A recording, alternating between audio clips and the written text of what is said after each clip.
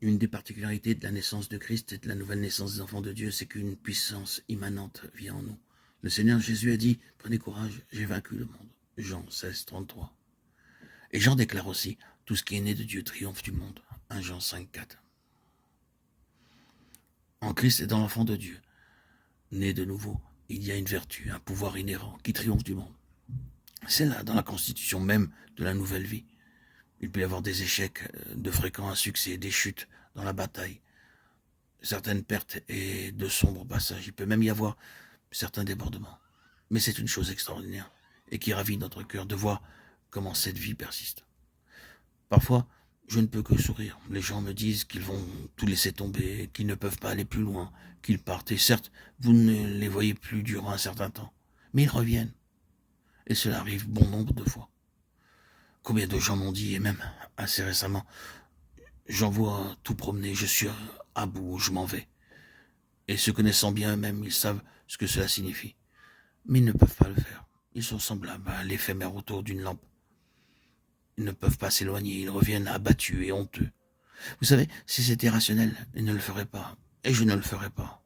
Pour sauver la face, je ne reviendrai pas de nouveau.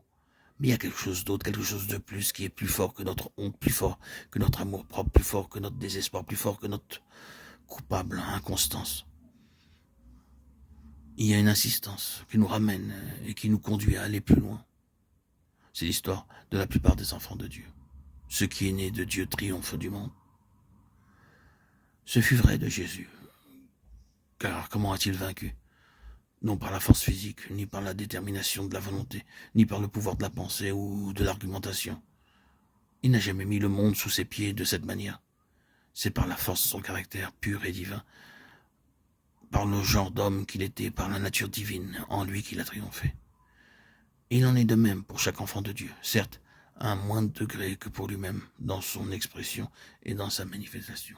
Mais cependant, c'est là, et chaque véritable enfant de Dieu sait que dans cette adhésion intérieure, ce quelque chose ou ce quelqu'un, et non grâce à lui-même, il ne serait pas là où il en est aujourd'hui, aspirant toujours aux choses de Dieu. Oui, ce qui est né de Dieu triomphe de manière inhérente. Ensuite, bien sûr, il y a inévitablement cet antagonisme. Il n'a pas tardé à se manifester sitôt après la naissance du Seigneur Jésus. Le royaume de Satan savait qui il était et ce qu'il signifiait.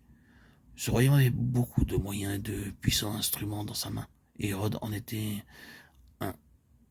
Nous ne savons pas ce qui s'est passé durant les 30 années écoulées de son enfance jusqu'à ce qu'il soit plus âgé.